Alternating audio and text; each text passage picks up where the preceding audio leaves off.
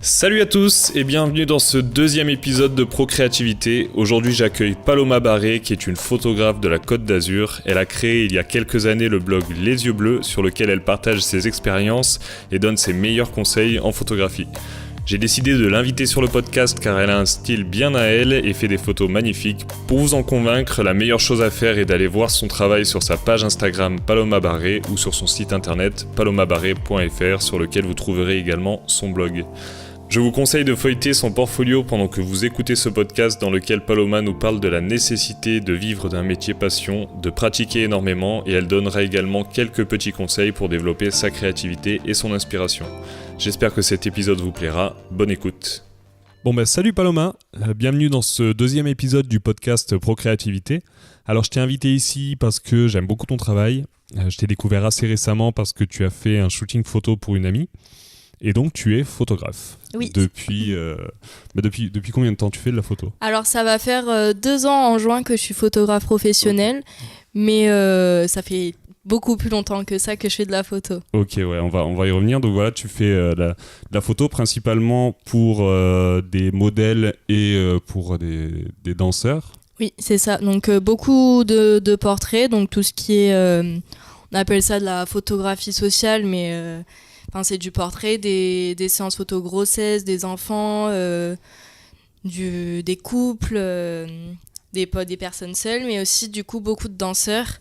C'est un petit peu ma spécialité parce que je fais beaucoup de spectacles de danse et du coup après, quand ils voient les photos des spectacles, du coup ils aiment avoir leur propre photo en extérieur, dans des lieux un petit peu originaux. Voilà. D'accord. On va partir un peu sur ton parcours. Alors quand est-ce que tu as commencé la photo ? Donc pas la photo à titre professionnel, mais quand est-ce que tu as commencé la photo en général ? Alors franchement, je sais pas, j'ai l'impression que j'en fais depuis toujours. En fait, mes parents, ils ont toujours eu des appareils photo à la maison, donc j'ai toujours pris mon appareil photo, je faisais les photos de mes copines, de mon frère, de ma mère, Voilà, c'est comme ça que c'était mon passe-temps. Après, les téléphones ont eu des appareils photo, donc j'avais un genre de Nokia, je sais pas trop comment, qui faisait des photos. Du coup, je faisais des photos de mes copines avec cette chose et je les retouchais sur Picasa. D'accord. Ouais, parce que les plus jeunes qui écoutent ont peut-être pas connu l'époque où nous on avait des téléphones sur lesquels il y avait même pas d'appareil photo. Non, voilà, quoi. donc dès que j'ai eu un appareil photo sur mon téléphone, déjà c'était la révolution. Et sinon, j'avais des petits compacts, des trucs comme ça. Et un jour, ma mère, elle a offert à mon père pour son anniversaire un réflexe. Et du coup, il s'en est jamais servi. Par contre, moi, c'était une autre histoire. Je le prenais tout le temps, je faisais plein de photos quand on partait en vacances, toujours avec mes copines. Déjà, vu que mes parents, ils ont une école de danse, il y avait des modèles à profusion. Ouais, t'avais de la matière pour travailler, quoi. Du coup, voilà, je demandais à toutes les personnes autour de moi si elles voulaient bien que je leur fasse une séance photo. C'est comme ça que ça a commencé, mais depuis, je dirais, depuis le collège, voilà, à peu près. C'est au collège que ton père a eu son réflexe Donc c'était il y a 10 ans, parce que c'était pour ses 40 ans. Du coup, t'as 22 ans, donc c'est à 12 ans à peu près que t'as commencé à faire des photos ? Oui, voilà, à peu près, ouais. Et tu te rappelles de l'appareil que t'as utilisé au début ou pas du tout ? Alors, je l'ai écrit sur le blog, mais de tête. Alors, j'ai commencé du coup avec un réflexe, je crois que c'était un 500D de chez Canon. On m'a offert pour mes 16 ans, il me semble, après un Sony, un bridge qui était sympa. Et après, j'ai eu mon premier vrai appareil pro à mes 18 ans. Ok. Donc, il y a 4 ans. Il y a 4 ans, ouais. Donc du coup, tu as commencé vers 12 ans à faire des photos. Alors c'est tout de suite que tu as commencé à faire plein de photos ou au début, est-ce que ça restait très occasionnel ? Oui, quand même. En fait, à chaque fois que je voyais mes copines, on faisait des photos. Donc pratiquement, peut-être pas tous les week-ends, mais vraiment, vraiment très régulièrement. Voilà. Ok. Et c'était donc direct... je créais des mises en scène. Ouais. Voilà, on mettait des robes de spectacle, des costumes, on se maquillait. On sortait dans le jardin autour de chez moi et on faisait des photos. Ok, donc t'as toujours voulu faire des photos de personnes de modèle. T'as jamais, tu prenais pas ton appareil pour aller photographier des paysages ou pour... Non, beaucoup plus rarement. Enfin, je le fais que quand je suis en vacances, en fait. Ok. Mais ici, non, j'arrive pas encore à franchir ce cap. D'accord. Non, mais c'est marrant, du coup, je trouve ça vraiment très beau, mais... dès le début, parce que quand on commence à avoir un appareil photo, on se dit pas forcément, je vais photographier des gens, Ouais, c'est pas forcément la plupart des gens, ils vont commencer par, je sais pas, photographier leur jardin, voilà. Donc c'est marrant, ouais. Vers quel âge t'as commencé à sentir que t'allais pouvoir vivre de ce métier et tu t'es dit je vais essayer de devenir photographe professionnel? Alors ça a été compliqué parce qu'au début je me suis dit je peux pas faire que ça. Enfin, pour moi c'était pas possible de vivre que de la photo. Enfin, après dans mon entourage je connaissais pas de photographe, donc pour moi c'était assez flou. Donc tout le lycée je me suis dit non, enfin c'est pas possible, faut que je trouve autre chose. Du coup, j'avais pensé plutôt à un métier dans la communication visuelle, donc dans la création d'affiches, qui me ramenait quand même à la photo, parce que j'aurais pu faire les photos des affiches par exemple. Après, je pensais plus à directeur artistique, voilà, un truc dans le style. Donc c'est pour ça que ma première année d'études, j'ai pas fait de la photo, mais du coup j'ai fait une mana. Donc c'est quoi une mana? Donc c'est une mise à niveau en art appliqué. Donc j'ai fait beaucoup de dessins, de graphisme, beaucoup de peinture. D'accord, mais t'étais déjà dans le domaine artistique. Toi, oui, toujours. C'est quelque chose qui t'a toujours... Ouais, ça c'est vraiment... Ouais. Et en fait j'avais peur de faire que de la photo. Et au final, dans cette année, donc c'était dans une école à Aix. Au final, je me suis dit non, mais c'est la photo que je veux faire, parce que j'en faisais pas assez et ça me manquait. Et dans tous mes projets, j'ai essayé d'en mettre, mais c'était pas toujours possible. Et du coup, là, je me suis dit il faut que je fasse une école photo, et c'est là que je suis partie à Paris. D'accord, on va y revenir sur tes études en photographie. Tu disais que l'artistique, ça t'attirait. Est-ce que même avant, quand t'avais eu ton premier appareil photo à 12 ans, est-ce que avant, vers tes 8-10 ans, t'étais déjà attiré par tout ce qui est art? Est-ce que t'aimais dessiner, par exemple? Ah oui, je dessinais beaucoup. Je faisais de la pâte à sel, de la pâte à modeler, des perles. J'ai toujours dessiné, fait de la peinture, de l'aquarelle, des toiles. En fait, ma maman, elle adorait peindre, et elle faisait beaucoup de... Bon, elle est danseuse, donc je suis un peu née dans un truc artistique. Donc les spectacles, les costumes, tout ça, les mises en scène. Du coup, c'est quelque chose qui m'a toujours attirée, vu que je suis née là-dedans. Donc oui, j'ai toujours aimé le domaine de l'art. Ouais, ok. Par rapport à tes études, après avoir fait ton année de mana, t'es partie en école de photographie, c'est ça? Ouais, alors donc du coup pendant mon année de mana, on a eu un stage photo avec une photographe professionnelle, et du coup elle m'a parlé là d'école photo sur Paris, et elle m'a dit que je devrais aller tenter ma chance, passer des entretiens. Donc du coup directement j'ai pris mes billets direction Paris, et je suis allée dans c'était un genre de forum avec plein d'écoles photo, et là du coup j'ai trouvé l'école photo je pense qui allait le mieux me convenir, et j'ai rencontré le directeur, il m'a dit c'était un samedi, il m'a dit lundi matin viens passer l'entretien. Donc c'était vraiment je n'avais rien, j'avais pas de portfolio, Ok, t'es arrivé vraiment j'avais comme ça, rien du tout. Et du coup je suis allée passer l'entretien comme ça sur un coup de tête, alors que je savais pas que j'allais devenir parisienne quoi.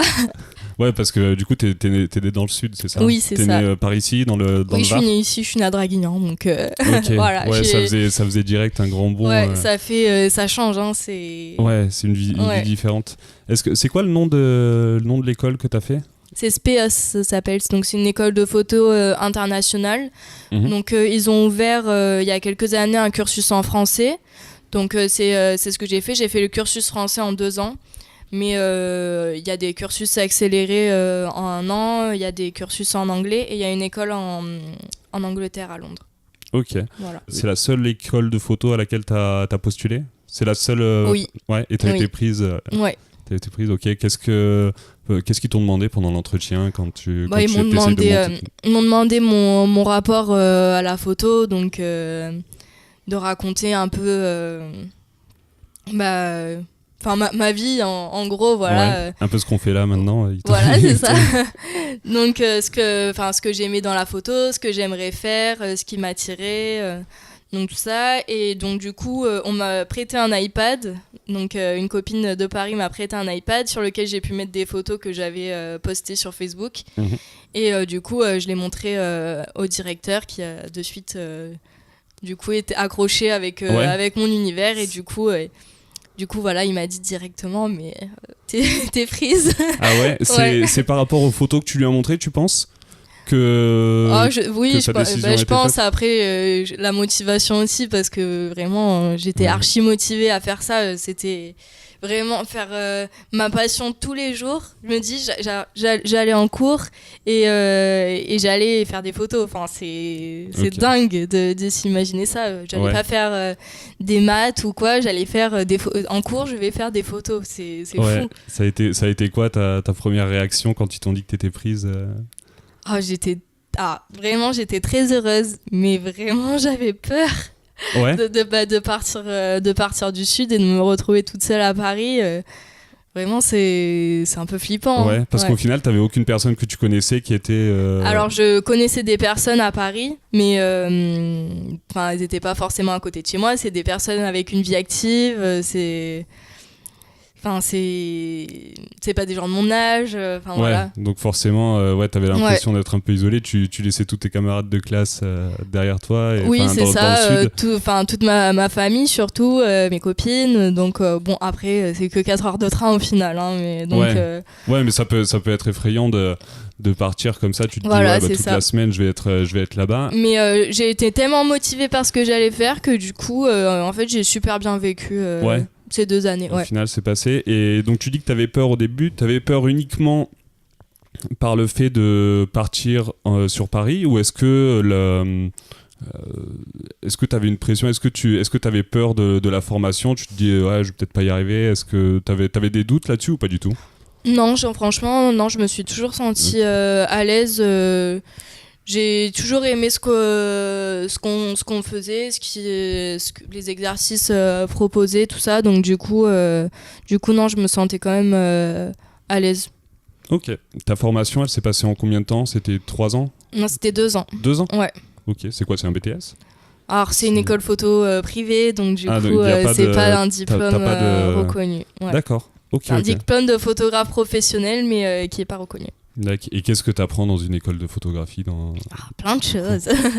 Donc j'ai fait beaucoup de photos de studio, donc apprendre à gérer un studio, gérer la lumière, gérer une équipe avec des modèles, des coiffeuses, des maquilleuses, des stylistes, donc de l'inspiration, de la toute première inspiration jusqu'au rendu de la photo. Donc après, on avait des cours de retouche, des cours d'identité visuelle où on allait définir notre style un petit peu, montrer dans quel sens nos images vont partir. Donc il y en a qui montraient que des photos de paysages, d'autres qui montraient que des photos animalières.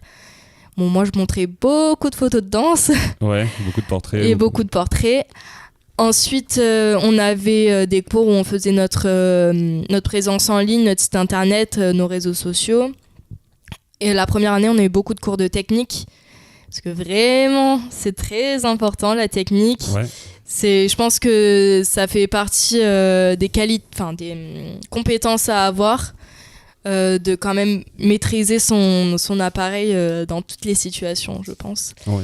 Donc du coup, on a eu beaucoup de techniques, même si ça paraissait chiant, faut le dire au début. C'est pas forcément le cours où t'es le plus enthousiaste. Franchement, c'est un peu comme des maths au final, hein, et du coup, oui, ça paraissait chiant, et au final, quand on comprend le truc, je dis oui, c'est logique, et maintenant, je dis merci, je comprends. Ouais, et c'est des choses dont tu te sers encore? Ah oui, bien sûr. Mais en fait, maintenant, je le fais sans réfléchir. Quand t'as commencé la photo, parce que là, maintenant, j'imagine que tu shootes en manuel. Oui. Quand tu fais oui, des photos. je peux pas faire autre chose, pas possible. Ouais. J'arrive pas. Quand t'as commencé, t'as direct commencé à essayer de bidouiller les réglages, à te mettre en manuel, ou tu faisais tout en automatique? Non, je me mettais en semi-auto la plupart du temps. Okay. Donc je réglais soit la vitesse et l'ouverture s'adaptait, ou mais je testais plein de choses et après je voyais quoi. Ok. Donc t'as pas vraiment eu une phase de transition brutale où t'es passé de full auto à tout shooter en manuel? Ou au début tu faisais quand même un peu d'automatique? Oui, bah, souvent quand même en automatique, hein, parce que c'est ce qui rendait le meilleur résultat. Hein, donc, ouais, et puis en un minimum de temps, c'est ce que oui, voilà, c'est ça. Et puis au début, on n'avait pas... Enfin, quand j'ai commencé, je n'imaginais pas toutes les ressources qu'il y avait sur Internet, tout ce qui était tuto, explications et tout. Je m'en foutais un petit peu, du coup j'ai essayé par moi-même, et après il y a des personnes que j'ai rencontrées qui m'ont plus expliqué donc la vitesse c'est ça, l'ouverture c'est ça, et du coup là à partir de ce moment-là je m'en suis plus souciée, et du coup j'ai commencé à partir sur le manuel. Ça, même avant de rentrer dans l'école. Oui, même avant d'entrer dans l'école. Dans l'école de photo, ok. Est-ce que justement le fait de faire une école de photographie, c'est quelque chose que tu recommanderais à quelqu'un qui veut faire de la photo? Alors, franchement, oui. Mais c'est un très très gros budget. Mais c'est un gain de temps quand même immense. Je pense que ce que j'ai appris en 2 ans, si j'avais dû l'apprendre sur Internet avec des tutos ou des formations, j'aurais peut-être mis 10 ans. Ah ouais? Parce que on n'avait pas énormément de cours par semaine, on devait avoir 16-17 heures à peu près. Ouais. Mais on nous donnait beaucoup d'informations, beaucoup de choses qui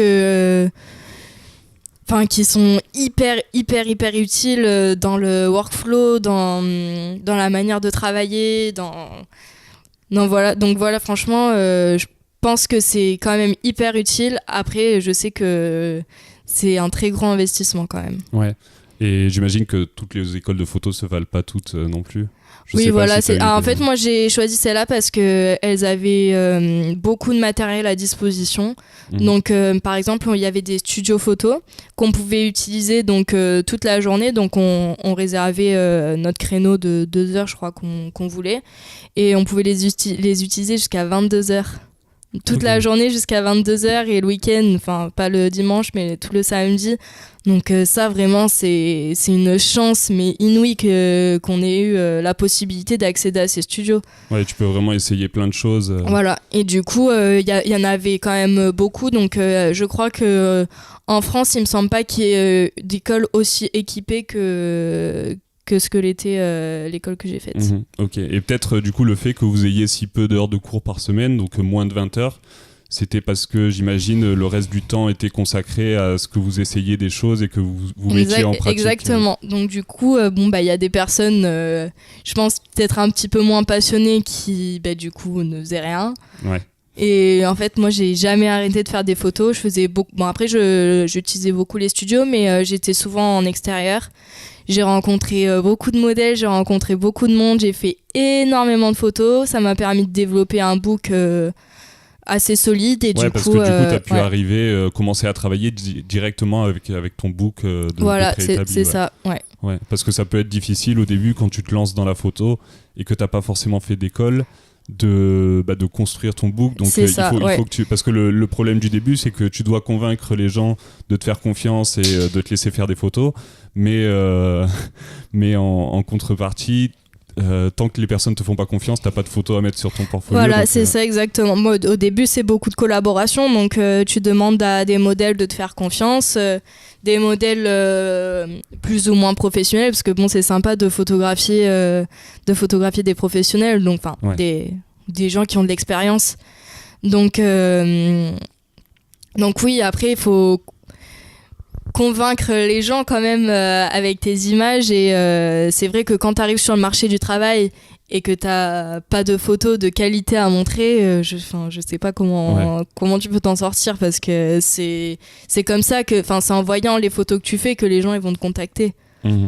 Ouais. Est-ce que avant de faire ton école, t'avais déjà fait fait des shootings photos professionnels. Ouais. Oui, je faisais pas mal de photos avec une styliste avec qui je travaille encore. Donc c'est une styliste qui est dans la même ville que moi, donc sur le Muy. Elle fait des robes haute couture absolument magnifiques, dont toutes faites maison, des trucs waouh. Et du coup, on n'a pas beaucoup d'années de différence. Elle est juste un peu plus vieille que moi, donc elle a fait une école de couture. Et du coup, elle cherchait beaucoup de photographes en collaboration pour photographier ses créations. Donc avec elle, on faisait des shootings plus professionnels parce que on prenait des modèles avec de l'expérience, des maquilleuses, des coiffeuses. On allait dans des châteaux, dans des domaines, demander la permission de faire des photos. Donc on mettait déjà ce processus de création de shooting en place. Ouais. Et je pense que ça m'a bien aidé par la suite à organiser des séances photos du coup professionnelles mais payées, parce que là du coup c'était de la collaboration. Ouais. Voilà. Ok.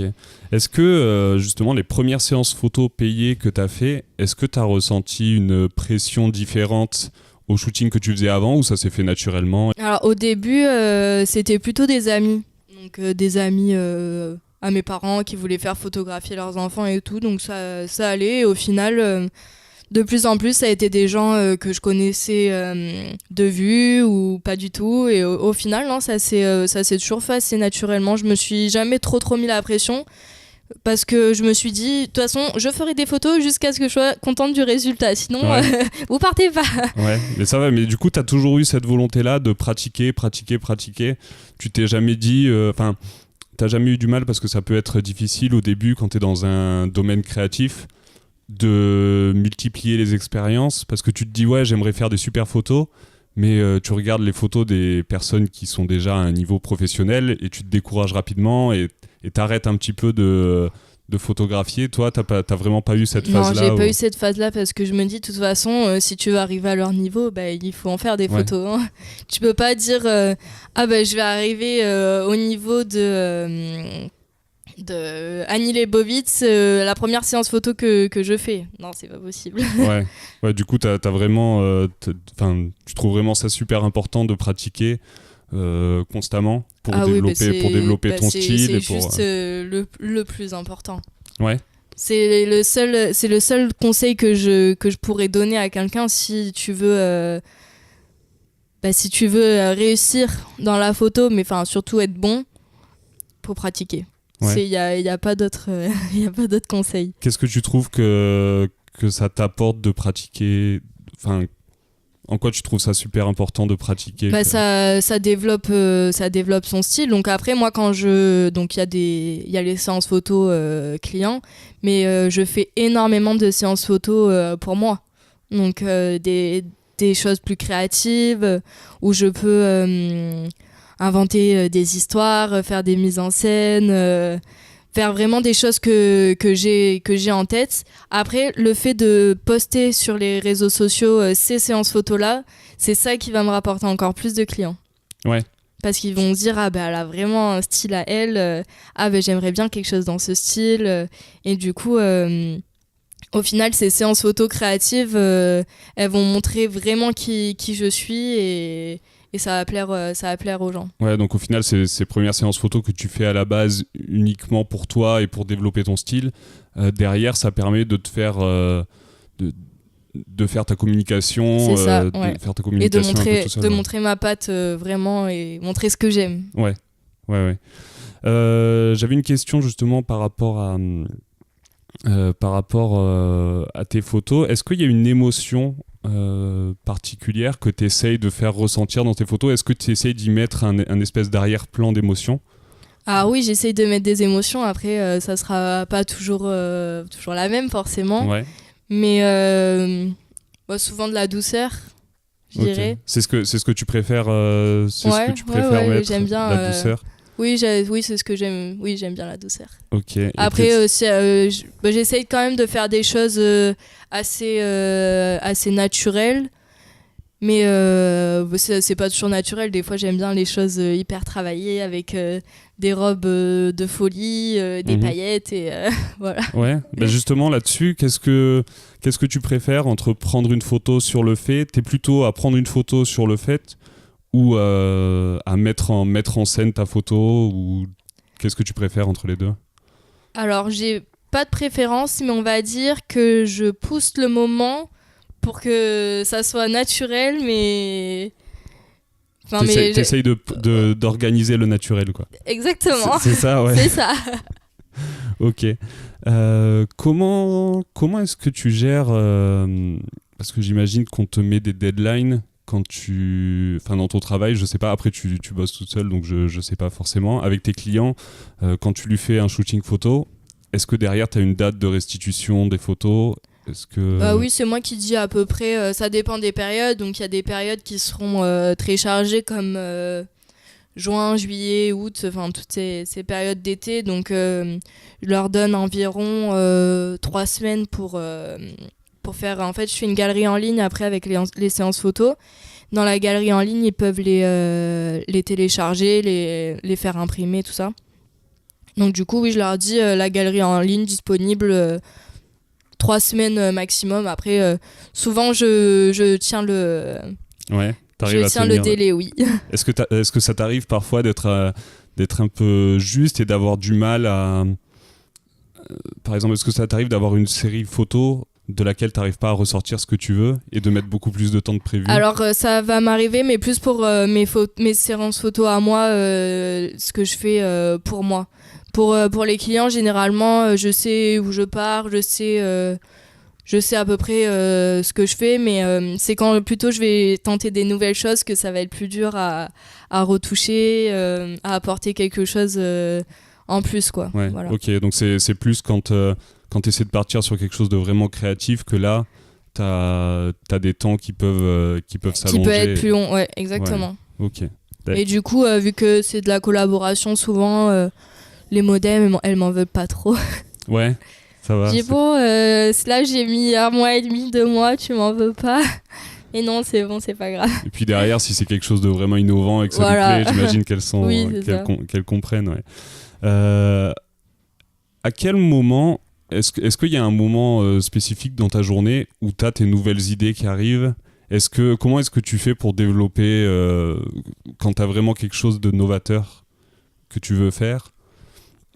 Quand est-ce que ça te vient et est-ce que tu as des stratégies pour essayer de développer ça? Ouais, viennent toute la journée mes idées. Ouais. Non, t'as vraiment après, j'ai des idées de tout et de n'importe quoi. Hein. Donc des fois, ça peut être des trucs qui vont aboutir et des fois, pas du tout. C'est juste une idée comme ça ou des trucs impossibles où il faudrait des moyens faramineux. J'aimerais bien, mais... non, mais elles me viennent... Après, je suis très inspirée, je m'inspire de beaucoup de choses. Du coup, les idées me viennent de n'importe où. Ok. Est-ce que tu as déjà eu des projets que tu as fait et voilà, une idée qui t'est venue et une fois que tu l'as fait, tu t'es dit oh non, c'était vraiment pas une super idée? Oui, ça a dû m'arriver quand même. Ouais, t'en fais parfois. Oui, mais généralement... je sais comment rectifier le tir pour quand même sortir quelque chose de la séance parce que vraiment ça me frustrerait de rien sortir d'une séance. Ouais, surtout si tu dois dire à ton client ou à la personne avec qui tu as fait une collaboration. Non, client ça arrivera pas, mais oui c'est pour... Enfin ça arrivera pas, on sait jamais.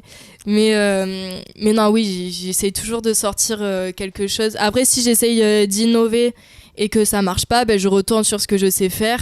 Et voilà, au moins j'aurai quand même un résultat de la séance. Donc tu essayes toujours d'avoir ce petit filet de sécurité, de faire quand même quelque chose que tu sais faire et que tu sais qui marche. Il vaut mieux l'avoir. Parce que si tu pars sur une séance et que tu essayes de faire que des choses innovantes, ça peut être compliqué après, voilà, tu sais pas trop si tu arrives à en sortir quelque chose. Dac. Si demain tu ne pouvais plus faire de la photo, si le monde de la photo s'arrêtait, qu'est-ce que tu ferais? Est-ce que tu as d'autres passions en dehors de la photo? Est-ce qu'il y a d'autres choses que tu fais? Alors attends, je réfléchis.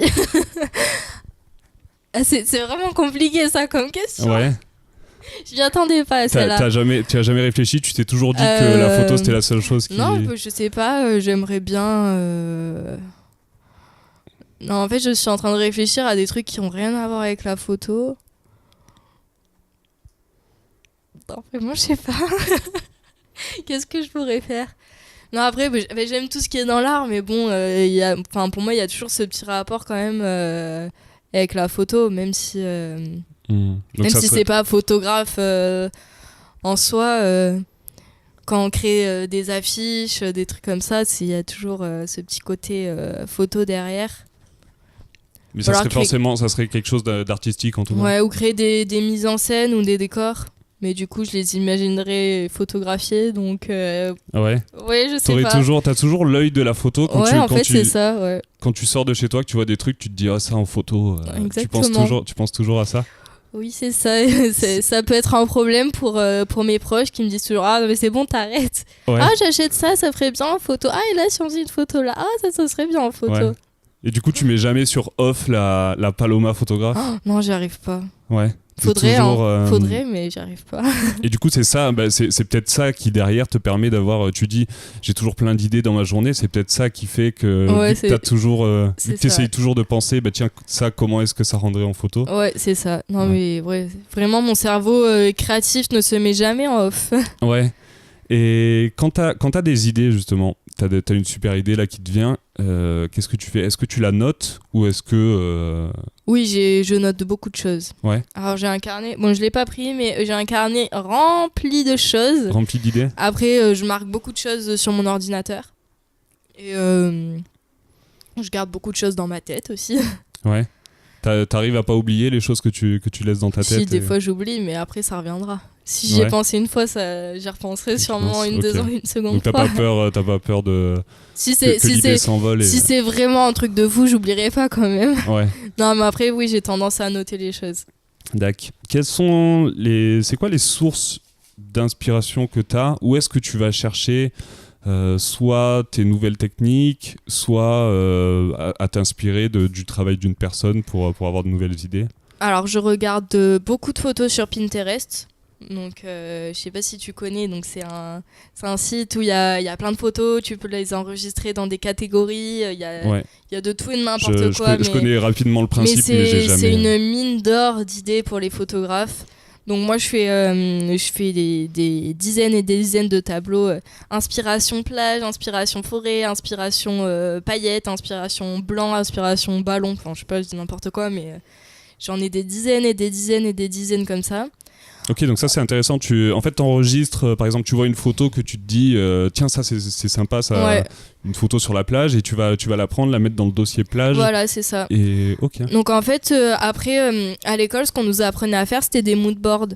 Donc on prenait plein de photos différentes. Donc par exemple, on va prendre une photo d'un lieu qui nous plaît, une photo d'une tenue, une photo d'une position de modèle, une photo d'ambiance lumineuse, une photo de retouche, et on va mélanger tout ça et ressortir quelque chose complètement différent de tout ce qu'il y a eu sur ces inspirations, mais qui est quand même le mélange de tout ça. Ok, donc c'est pas un truc qui vient de rien, mais voilà.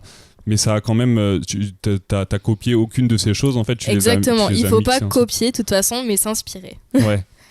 Après, et comment tu fais la différence entre... est-ce que tu es en train de copier ou est-ce que tu es en train de t'inspirer par rapport au travail de quelqu'un? On voit quand même qu'on fait pas la même chose. Ouais. Donc on peut dire je vais faire une photo sur un fond. Elle a fait une photo sur un fond noir, je vais faire une photo sur un fond noir. Oui, mais il y en a des centaines et des centaines et des centaines qui ont fait des photos sur un fond noir. C'est pas l'innovation de l'année, juste j'aimais bien cette ambiance et pour cette image, je voyais bien ça. Donc juste voilà, faut pas faire exactement la même chose, mais s'inspirer. De toute façon, tout le monde s'inspire les uns les autres. Hein. Ouais. Et parfois même, je trouve que tu t'inspires un peu inconsciemment, c'est-à-dire que tu vas regarder plein de photos à la chaîne, ouais. Et un jour, tu arrives sur un shooting et tu te dis, oh là, j'ai une super idée. Il faudrait que je prenne sous cet angle-là et je vais faire ça, ça va être super. Ah, c'est pas forcément les angles, c'est... Je sais pas, c'est peut-être plus dans le stylisme ou dans les lumières que je vais m'inspirer. Après, les angles, ils viennent assez naturellement.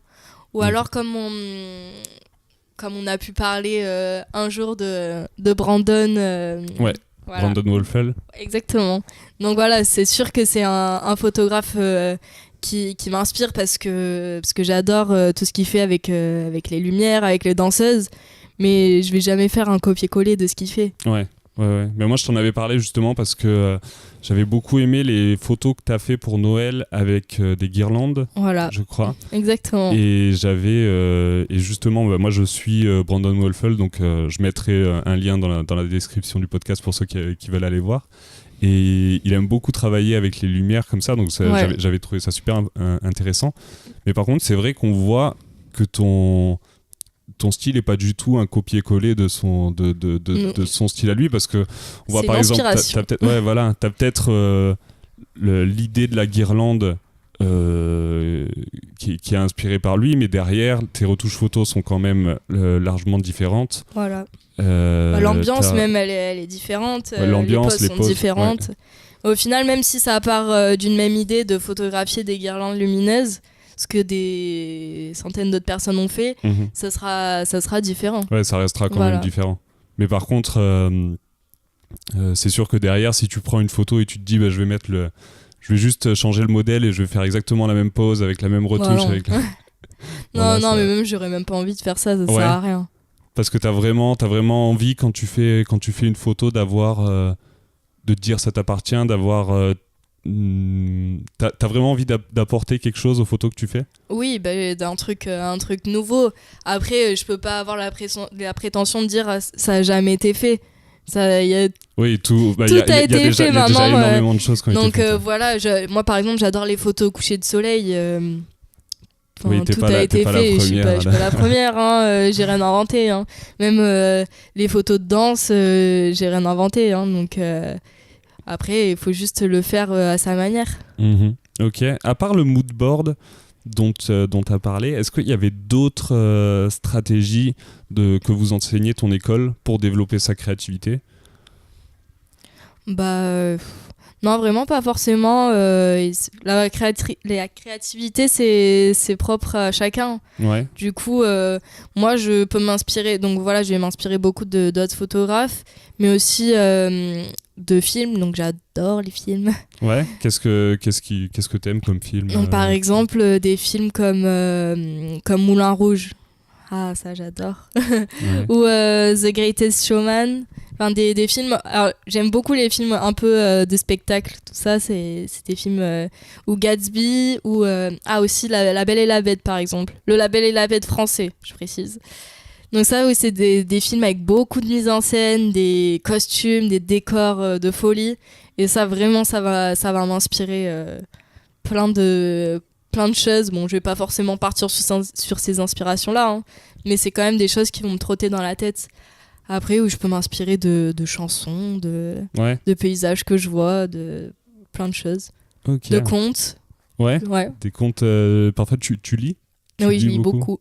Ouais. Je lis beaucoup. Après, j'aime bien écrire aussi. Donc oui, je m'inspire.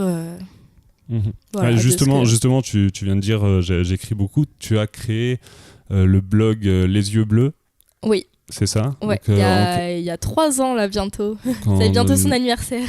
En 2015 ? Ouais, c'est ça, 2015. Janvier 2015. Janvier 2015 ? Ouais. J'ai créé le blog. Les Yeux Bleus. Ok, et qu'est-ce qui t'a donné envie de créer ce blog ?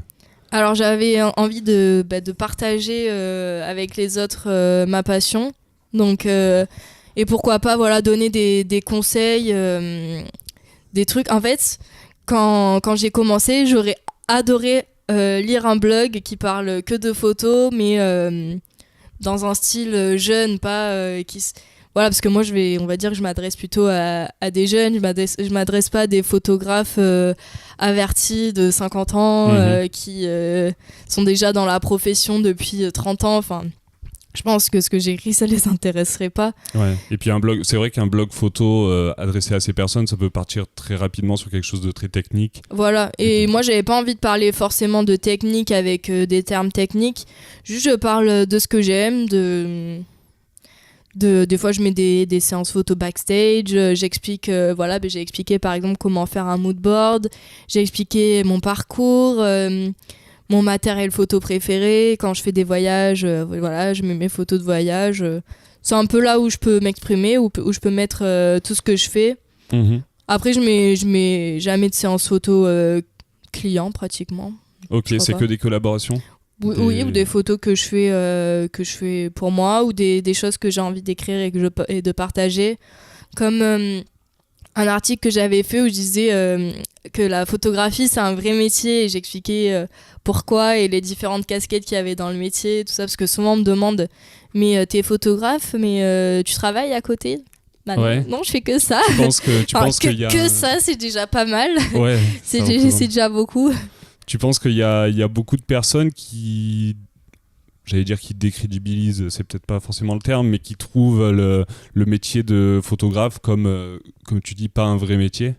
Oui, énormément. Ouais. Et qu'est-ce que, à ton avis, pourquoi tous les métiers artistiques, pour certaines personnes, c'est pas un vrai métier, ou tous les métiers de passion.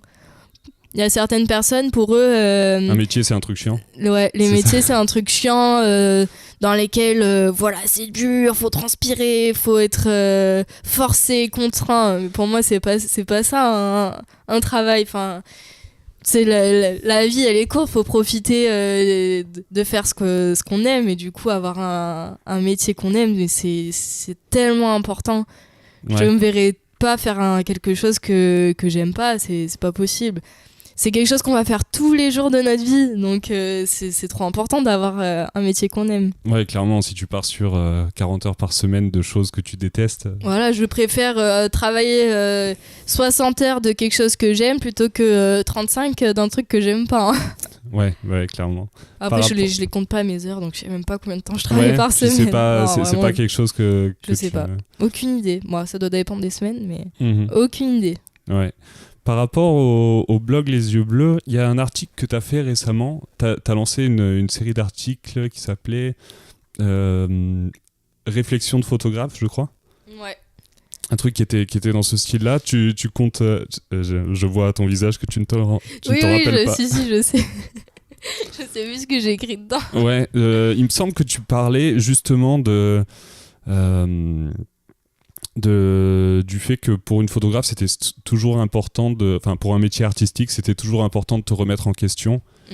Et pourquoi est-ce que tu penses que c'est important de te remettre en question? Est-ce que c'est un truc que tu fais souvent, de te demander est-ce que mon travail est bien? Est-ce que... Oui, c'est quelque chose, ça fait entièrement partie de chaque métier artistique, parce que en fait, un métier artistique, c'est quand même assez... Bon, déjà, c'est subjectif parce que tout le monde n'aime pas ce que toi, tu vas proposer. Donc, des photographes, il y en a à l'appel. Hein. C'est vrai, c'est un métier où il y a beaucoup de concurrence. Du coup, les gens, ils vont préférer telle ou telle personne. En fait, c'est... Enfin, je sais pas comment expliquer, c'est... Oui, je vois, t'as en gros ton travail, il peut pas, sur un métier créatif, on peut pas forcément plaire à tout le monde. Ouais, voilà. Déjà, on peut pas plaire à tout le monde et on peut pas forcément classer ton niveau sur une échelle de 0 à 10. Voilà, c'est ça. Comme tu le ferais sur un métier... je sais pas, un mec, son métier c'est de plier les cartons Amazon pour... Voilà, s'il est rapide et que les cartons ils tombent pas, c'est bien, mais... Ouais. Bon, à mon avis, c'est plus un mec qui fait ça, mais c'est une machine. Oui, mais c'est vrai que là, c'est le genre de métier que tu peux vraiment quantifier. Tu peux quantifier le niveau en fonction d'un seul critère. Là, pour la photographie... Oui, c'est dur. On peut pas plaire à tout le monde. Et ça, même des fois, c'est dur de se le dire. Ouais. Qu'on peut pas plaire à tout le monde. Parce que c'est vrai que du coup, les réflexions parfois négatives, elles peuvent blesser. Alors que si c'est un métier, une caissière, qu'on lui dit... le jambon il était pas bon, elle en a rien à foutre. Elle s'en fout, c'est pas son problème. Parce que oui, elle est pas concernée par la chose, alors que là, si toi on te dit tes photos sont pas belles, ça touche directement touche directement ton être. C'est dur de se détacher de ça. Enfin, j'essaie de plus en plus de me dire ça c'est mon métier, c'est pas grave. Mais bon, après, il y en a pas beaucoup qui m'ont dit tes photos sont pas belles. Ou alors ils osent pas me le dire. Mais c'est vrai que je trouve que c'est vachement touchant quand on te dit des choses négatives, beaucoup plus touchant que si t'étais complètement détaché de ce que tu faisais en fait. Ouais. Mais d'un autre côté, peut-être que les critiques positives sont beaucoup plus, sont beaucoup plus. Ah ouais, c'est clair qu'elles font du bien les critiques positives. Ouais, parce que là, du coup, on te juge vraiment pour ce que t'es. Enfin, voilà, c'est ça. En fait, à travers ton travail, on te juge toi-même. Donc c'est ça, parce que moi quand je fais une photo, donc je donne tout ce que j'ai, enfin je le fais vraiment avec le cœur et tout, et donc quand on dit que ça plaît pas, j'ai l'impression que du coup c'est moi ce que j'aime, enfin tout moi qu'on n'aime pas en fait. Donc c'est pour ça que ça peut être difficile. Bon, après c'est pas quelque chose qui m'arrive souvent, mais c'est quelque chose auquel je pense. Et c'est pour ça que j'essaie à chaque fois de donner le meilleur pour pas avoir de critiques négatives. Ouais. Et du coup, c'est peut-être aussi pour ça que tu trouves ça super important de pas copier et d'avoir ton propre style. Oui, parce que derrière, si tu copies quelque chose, si on te dit que c'est bien, au final, tu vas te dire ouais, c'est bien, mais c'est pas moi. C'est pas moi, ouais, c'est ça. Voilà. Ok. Et comment est-ce que tu essayes d'en tirer quelque chose? Comment tu fais quand on te fait une critique négative? Alors, pas les critiques négatives haineuses, mais une critique plutôt constructive. On te dit bon là j'ai pas aimé parce que ça. Est-ce que tu essaies de le prendre en compte, ou est-ce que tu essaies de te dire cette personne elle aime juste pas mon style et ça dépend ça dépend de la situation, de la situation, du travail en question, ça va dépendre voilà, vraiment ça dépend. Si après je peux me remettre en question, hein, si on me dit ça c'est pas bien, t'aurais dû plus faire comme ça, et que je dis c'est vrai, elle a raison, là du coup oui, je vais le prendre comme une critique constructive. Mais si c'est juste pour me faire du mal au final, ça arrive pas, hein. Mais là je vais me dire c'est pas grave, tu passes au-dessus. Ouais, ok. Si t'avais un conseil à donner, on y a un peu répondu tout à l'heure, mais un conseil à donner à une personne qui veut se lancer dans la photo? Faire des photos. Ouais. Il y a que ça, hein. C'est la seule chose, faire. Oui. Et est-ce que toi, tiens, tu fais des photos, tu pratiques énormément. Est-ce que à côté de ça, t'essayes d'avoir une partie où tu vas pas pratiquer mais tu vas faire de la théorie, par exemple? Est-ce que t'essayes de chercher des tutos sur internet, ouais? Oui, je regarde beaucoup de vidéos. Je suis même une formation en ligne que je paye 20 € par mois, donc quand même c'est un investissement. Et où je regarde, ça s'appelle Ampara, je sais pas si tu connais. Ok, ça me dit quelque chose, ouais. Donc il y a plein de formations sur. En plus ils sont de Nice, donc c'est pas loin. Si un jour je vais aller visiter leurs locaux, je pense que ça pourrait être sympa. Du coup il y a de tout. Il y a beaucoup de formations donc sur la photo, sur l'entrepreneuriat, sur la vidéo. Du coup, je regarde quand même assez souvent les formations, mais c'est des formations de 10 heures au moins, donc il faut quand même du temps. Après, des fois, ça m'arrive, je retouche, je me mets la formation en fond et et du coup, ça, des fois, j'entends pas parce que je suis concentrée, mais des fois, il y a des choses qui rentrent et du coup, c'est sympa. Donc oui, je continue quand même à me former. De toute façon, il faut continuer à se former parce que le métier, il évolue tellement que si tu dis que tu restes bloqué en 2015, en 2019, déjà 4 ans, il y aura des choses qui se sont passées. Donc tous les jeunes photographes, là, ceux qui arrivent, ils vont tous te passer devant. Hein, et tous, il faut pas rester sur ses acquis, il faut pas... Voilà, faut c'est ça. même, c'est comme maintenant... les photographes qui étaient là à l'ère de l'argentique, tout ça, et qui sont pas passés au numérique, tu dis mais c'est mort pour toi. Tu pars avec une petite balle dans le pied. Ouais. Faut vivre avec son temps, faut toujours rester informé de l'actualité, des nouvelles choses. S'il y a un super nouveau logiciel qui sort, que tout le monde abandonne Photoshop par exemple, ça peut arriver, hein, je sais pas. Il faudra se dire tant pis, je change mes habitudes et je passe sur ce super nouveau logiciel qui fait des couleurs de folie. Enfin, je sais pas. Ouais, donc faut quand même rester dans l'air du temps et pas se laisser dépasser. Après, il y a quand même des gens qui font de l'argentique leur style, du coup. Il y a encore Oui, des gens voilà. à notre époque qui Mais ça peut être un dépend, choix. ça dépend comment c'est fait. Maintenant, les gens, ils cherchent plus à avoir leurs photos plus. En fait, ils cherchent plus de quantité, je pense, avoir leurs photos numériques. Ils peuvent choisir exactement celle où l'expression elle est parfaite. Alors en argentique, t'as moins de choix. Tu finirais ton shooting avec 5 photos et tu dirais bon Voilà, voilà. c'est ça. Donc oui, enfin l'argentique, c'est sûr que c'est très beau. Quand j'étais à l'école, j'ai pris des photos à la chambre. Je sais pas si tu vois ce que c'est, les gros appareils là où. Non, pas du tout. Le truc où tu mets. Limite, tu mets la tête dessous là. D'accord, et, ouais, comme on voit dans les vieux. à l'ancienne. Comme donc on voit ça, dans les westerns ou. voilà, les c'est mecs ça. qui Donc mettent- ça fait des photos, mais magnifiques, avec une qualité exceptionnelle. Mais bon, maintenant. Ouais, ça serait compliqué de mettre ça en place. Par exemple, tu veux photographier un mariage, tu vas peut-être pas te Non, ramener bah avec c'est ça. bon, c'est mort. Mais même pour les mariages, avant ils avaient quoi? Ils finissaient leur mariage avec 100 photos, et encore 100, c'est quand ils en avaient vraiment beaucoup. Alors que maintenant ils peuvent avoir 1000 photos de leur mariage. Donc Ouais. je sais pas, c'est plus intéressant. Ouais, maintenant avec surtout t'as les galeries en ligne Voilà, et c'est ce que je fais. ils ont toutes les photos et puis ils peuvent l'envoyer facilement C'est ça. à toutes les personnes. Bah, l'art du numérique, c'est génial. Après, il faut quand même imprimer ses photos, c'est important. Ouais, pourquoi? Parce que le numérique, on sait pas ce que ça va devenir au final. Ouais, On sait pas, t'as peur de... Ah, il y a tellement de personnes aussi qui m'envoient Ah, bah j'ai perdu mes photos que tu m'avais faites il y a 2 ans, tu les aurais pas parce que mon ordi l'a planté. Oui, Ouais, et j'ai du du coup, mal à les supprimer. ouais, faudrait, hein, ouais, mais, moi je fais pareil. Mais j'ai 1,5 milliard de disques durs et donc j'ai beaucoup de téras de photos. Mais du coup, j'ai tendance à garder les choses et du coup me dire ah ben là je les ai sauvées. Ouais, moi c'est pareil, j'ai des vidéos d'il y a 2 ans où je me dis ça je m'en servirai plus jamais, mais Voilà. j'arrive pas à supprimer juste parce que...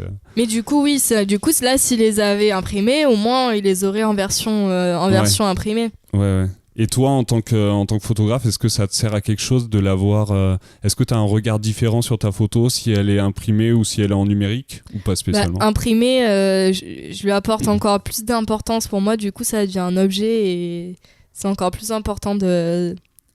toutes mes photos quand même que je préfère, généralement, je finis par les imprimer. Pas de suite, hein.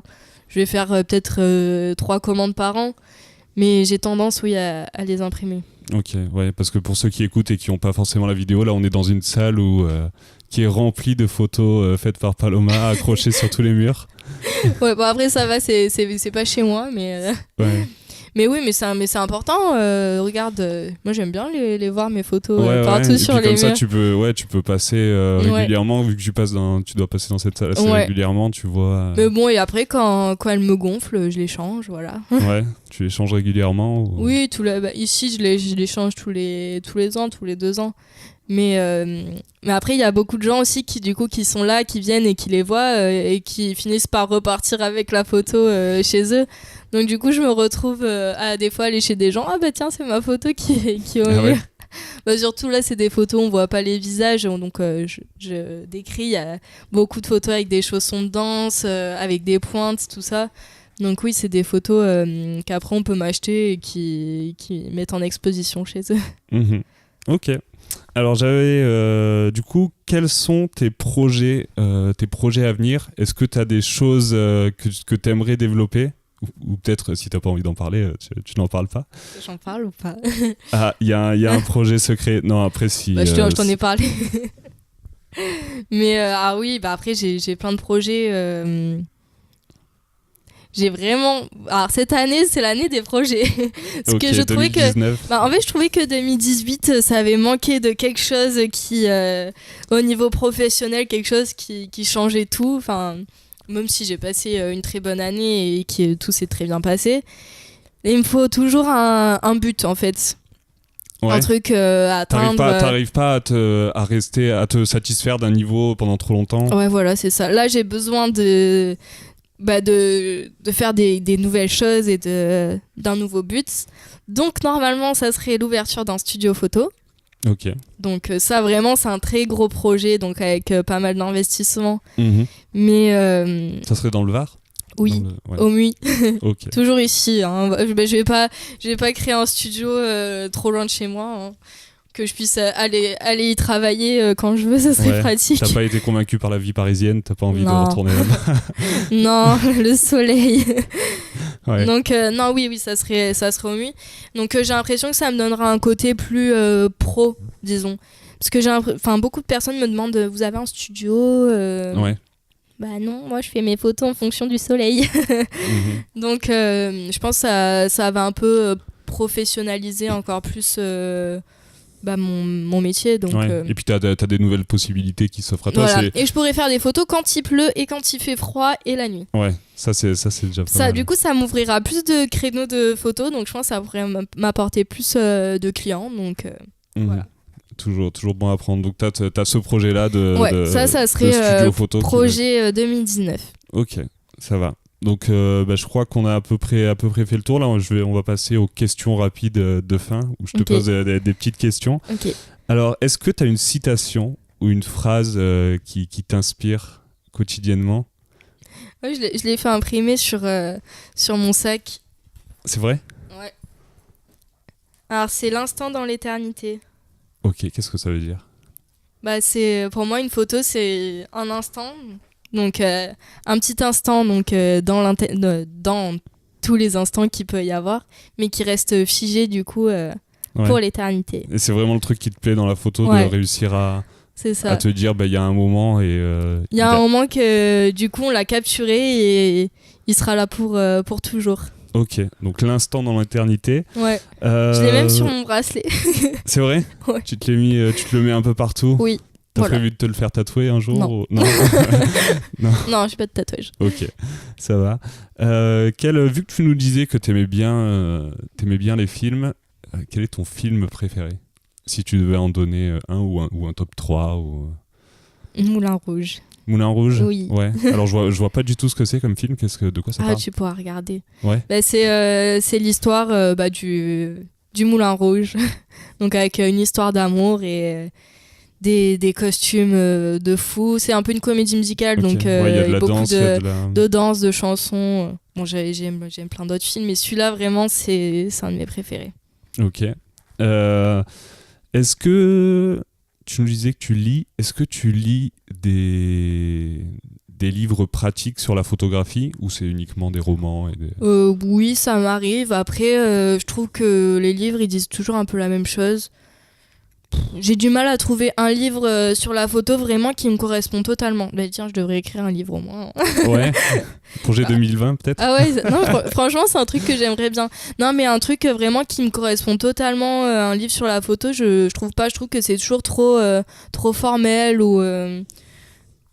que tu t'ennuies, que t'as pas envie de le lire comme un roman ou voilà. Bon, okay. Sinon, du coup, oui, je lis plus de romans. D'accord. Et du coup, t'aurais pas de livre que tu conseillerais sur la photo? Alors, sur la photo en particulier, comme ça, il n'y a rien qui me vient. Par contre, j'ai un super livre sur l'inspiration. Ok. De Natasha Bird, donc qui s'appelle Inspiration d'ailleurs. D'accord. Alors vraiment, là je le conseille pour trouver l'inspiration, mais déjà pour tout, hein, pas forcément pour la photo, pour plein d'autres, pour l'inspiration dans le quotidien, tout ce qui demande de l'inspiration. Franchement, là, ça mérite le coup d'œil. Ouais, ok. En plus, c'est un beau livre. Je mettrai les liens et je mettrai tout. Je l'ai acheté en septembre dès qu'il est sorti, parce que je suis... Il est sorti là récemment, en septembre 2018 ? Septembre, ouais. Je suis cette fille sur Instagram depuis des années. Elle est très, très, très, très créative. Elle fait toujours souvent des photos, mais aussi des vidéos qui m'inspirent beaucoup. Et du coup, elle a créé un livre sur l'inspiration. Ok. Mais vraiment... D'accord. Ça sera à voir. C'est sympa. Ça va, tu m'as convaincu. Je pense que je le prendrai. Justement, vu qu'on parle de tes inspirations, quel est ton photographe préféré? Celui qui t'inspire le plus ou pareil, si tu n'arrives pas vraiment à en choisir un, tu peux en donner plusieurs. Alors, j'aime beaucoup le travail de Dani Lebovitz parce que c'est une des photographes les plus connues et que j'admire quand même son travail. Mais c'est dur de choisir parce que en fait, j'aime pas forcément toutes les photos de tous des photographes que j'aime en fait. Je suis plus du genre à aimer des photos et non pas forcément le photographe.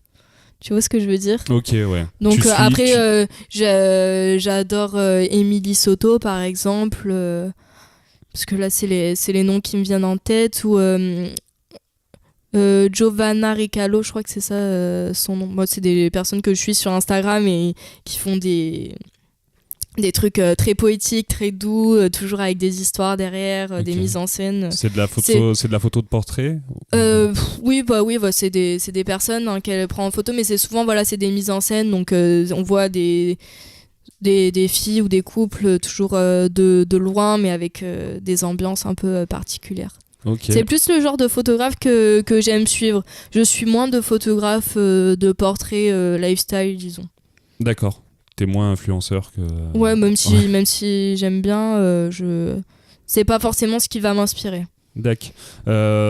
Justement, ça me fait penser, parce que nous, dans le domaine de la vidéo, on dit toujours que la chose la plus importante, c'est l'histoire qu'il y a derrière la vidéo. Donc, quelle est l'histoire qu'on va raconter? Est-ce que c'est un truc qui est important aussi en photo? Parce que tu dis, j'aime beaucoup tout ce qui est mise en scène, etc.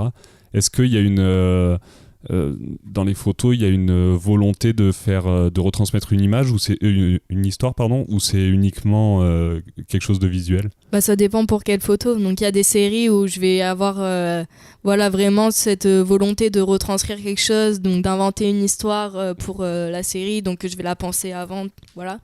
Mais par exemple, pour des photos de spectacle de danse, je vais pas forcément créer une histoire. L'histoire, on me la donne déjà toute faite. Donc, je vais juste l'immortaliser et la transmettre. Donc, comme moi je la vois et comme moi je la ressens. Donc, en fait, ça dépend. Ouais, ça va dépendre, soit que tu fasses une photo sur l'instant ou une photo préparée. C'est ça. Ça dépend. Ok. Dernière question. Est-ce que tu as un voyage que tu as préféré? Une destination, un endroit où t'es allé que... La Guadeloupe. La Guadeloupe? Pourquoi? J'y suis allée, je sais pas, 10, 11 fois. Ah ouais? Oui. C'est un truc récurrent, d'accord. Ah oui, très récurrent. Parce que j'ai vu justement... D'ailleurs, j'aimerais bien que ça le soit encore plus. Ouais, parce que j'ai vu justement sur ton blog que t'avais fait un article sur les meilleurs... Oui, t'as fait un truc sur Rome, mais t'avais fait un article sur les meilleurs endroits de Guadeloupe. Oui, ouais. Parce que j'y suis allée il y a 1 an, donc voilà. Ok. Mais c'est vraiment... Après, c'est pas l'endroit où je vais faire 1 milliard de séances photos, tout ça. Mais juste, c'est l'endroit où mon inspiration revient, en fait. C'est parce que je me pose tellement et je suis tellement détendue là-bas que il y a tout qui revient clair dans ma tête, en gros. Okay. Ah, c'est marrant ça, parce que justement, il y a certaines personnes qui disent ça, qu'ils ont des lieux qui les inspirent, des endroits où, quand ils y sont, alors ça peut être le jardin ou une pièce spéciale de la maison, où ils ont vraiment l'inspiration qui revient et des nouvelles idées. Et toi, pour toi, ça serait la Guadeloupe? Ouais, je suis bien là-bas. Ouais. Et qu'est-ce que c'est le fait d'être détendu? Oui, c'est ça. Le fait d'être en fait de pas avoir aucune contrainte. Ok. Et c'est ça. De vraiment être libre, et là du coup. C'est ça. Et dès que bon, j'adore être ici, parce que je peux faire l'été, je peux faire pareil qu'en Guadeloupe. Je peux aller à la plage et me poser tranquillement sur un transat. Mais ici, j'ai toujours cette contrainte de clients, de trucs à rendre. Alors que là-bas, je suis tranquille. Mais après, sinon, oui, j'aimerais bien faire d'autres destinations. Peut-être il y en a d'autres qui me plairont autant. Ouais, peut-être une qui t'inspirera autant, et du coup tu iras 20 fois dans la même. Ça va. Bon, mais merci Paloma. Avec plaisir, merci à toi. Merci d'avoir écouté cet épisode. J'ai fait l'erreur impardonnable de ne pas demander ses réseaux à Paloma, donc je vous les donne maintenant. Paloma Barré sur Instagram et palomabarré.fr pour son site internet. Si cet épisode vous a plu, la première étape est de vous abonner à Procréativité sur iTunes, YouTube et SoundCloud, et à suivre Procréativité sur Instagram. Si vous voulez passer au niveau supérieur et m'aider dans la promotion du podcast pour que je puisse continuer à recevoir des personnes inspirantes, vous pouvez mettre une note dans la section avis de iTunes et parler de procréativité autour de vous. À la prochaine, ciao.